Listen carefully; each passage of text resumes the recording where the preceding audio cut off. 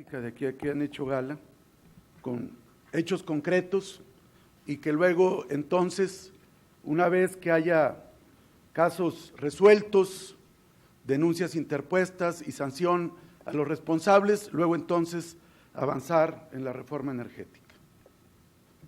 Como todos sabemos, 31 años de neoliberalismo han redundado en un fracaso económico, no hay crecimiento económico en el país.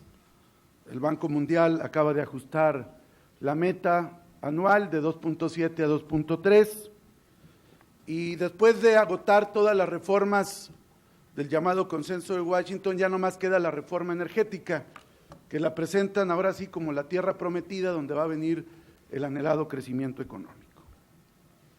Y en base a ella se han hecho una serie de mentiras y afirmaciones que han venido cayendo por su propio peso, como el tema de que bajarían las tarifas del gas, de la gasolina y de la electricidad. Y el día de ayer el subsecretario de Electricidad reconoció que si bien nos va, será en 2 años, que las tarifas no se mueven por decreto y que dependen de varios factores. Una mentira más. Yo quiero, señor director de Pemex, que nos conteste esta contradicción que hay entre Hacienda y la Secretaría de Energía. El subsecretario de Ingresos no pudo decirnos con precisión cuántos dólares por barril representarán para el fisco nacional, cada uno de ellos explotado por los privados. No nos supo responder.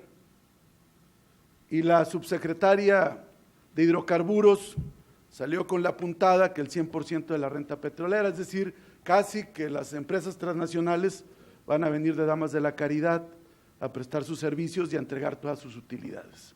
Ahí está contradicción. Yo le pregunto, porque usted es el director de la principal empresa del país y sobre todo de la empresa que ha detentado hasta el día de hoy el monopolio de la actividad petrolera. ¿Quién miente? ¿Hacienda o la Secretaría de Energía? Queremos una respuesta puntual y concreta sobre este tema. En cuanto al tema de la corrupción,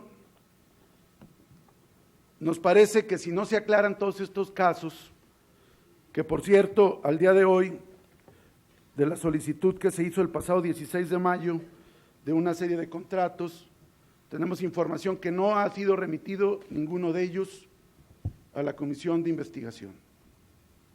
Entonces, al día de hoy, este oficio se le entregó a la dirección de Pemex el 16 de mayo y no hemos recibido ningún documento a la fecha. Y nosotros queremos que esta sea una comisión de investigación, no de simulación. Entonces sí queremos que nos puedan cubrir esos documentos. Entonces decíamos que si no se resuelven estos casos que tienen que ver con contratos de servicios, con operaciones comerciales, ¿con qué seguridad vamos a ir los mexicanos a enfrentar ahora este tema de los contratos de utilidad compartida, de producción compartida, las licencias? Si en el caso de los servicios hay este nivel de corrupción irresuelta, pues ¿qué se puede esperar ahora con los grandes contratos para las grandes empresas transnacionales? Por eso nosotros queremos que se vaya a fondo, y yo citaría no solamente la parte que tiene que ver con la salvaguarda de los derechos laborales, a que hacía alusión quien me antecedió en la palabra, de parte del procurador, sino lo que hoy dice el procurador y que sale en el periódico Reforma, donde dice que es muy difícil hablar de un fraude a Banamex, porque ese delito ocurre cuando hubo un engaño y en este caso no lo hubo. Tiene que haber dolo, cito textualmente, y por eso digo que el banco tiene un papel difícil, porque al mismo tiempo que fue afectado por funcionarios del propio banco. Fraude no hay porque nunca engañaron. Eso dice el Procurador General de la República.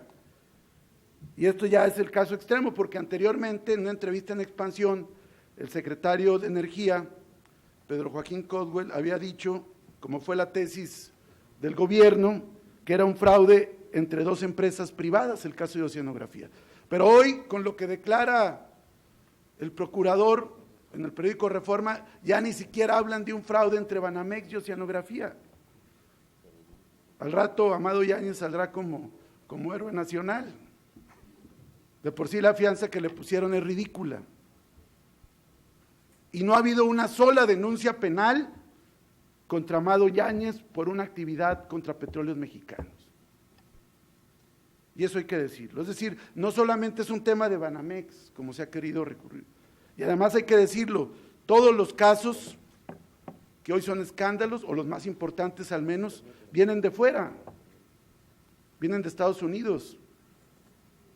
El caso de Citigroup, el caso de Evia, que también es un fraude a Citigroup, el caso de Siemens, el caso de Hewlett Packard. Entonces, ¿qué están haciendo las áreas jurídicas y los órganos de control de Petróleos Mexicanos? Si todo viene de fuera. Y en el caso de Oceanografía, es claro que no solamente es el caso de Banamex, sino que hubo contratismo, tráfico de influencias, convenios modificatorios que se le otorgaron, incumplimientos, casos fortuitos, toda una red de corrupción que no ha sido suficientemente aclarada. Además, ¿qué control lleva o ha llevado Petróleos Mexicanos sobre sus proveedores o contratistas? Sobre todo, quien fue, sin duda, el principal o uno de los principales contratistas de esta empresa. Y aquí hay que señalarlo, no era la primera vez que hacía un fraude Oceanografía. Lo intentó hacer o lo hizo con el Banco de Comercio Exterior, lo hizo con Interacciones, o sea, era un modus operandi permanente, solapado por los altos niveles del gobierno federal y de la propia empresa.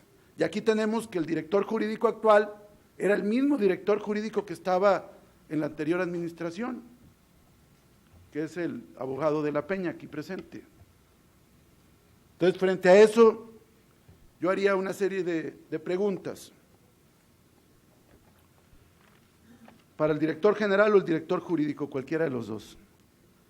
¿Nos puede explicar cuántos contratos firmó Oceanografía con Pemex y cuántos de ellos fueron terminados satisfactoriamente en los tiempos y formas establecidos en los contratos originales? ¿Cuántos de estos contratos fueron modificados en sus condiciones originalmente pactadas? ¿Cuál fue la justificación para la modificación de los contratos? ¿En cuántos de ellos se apelaron a casos fortuitos o fuerza mayor? ¿Y cuál fue la debida justificación de las mismas?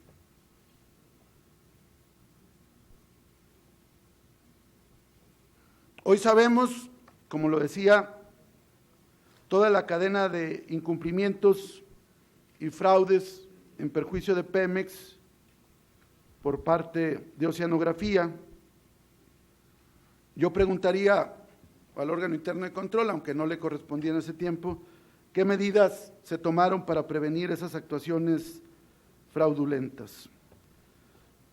De la información procedente de Citigroup se deriva que Oceanografía cedió los derechos de cobro de sus contratos con Pemex a Banamex.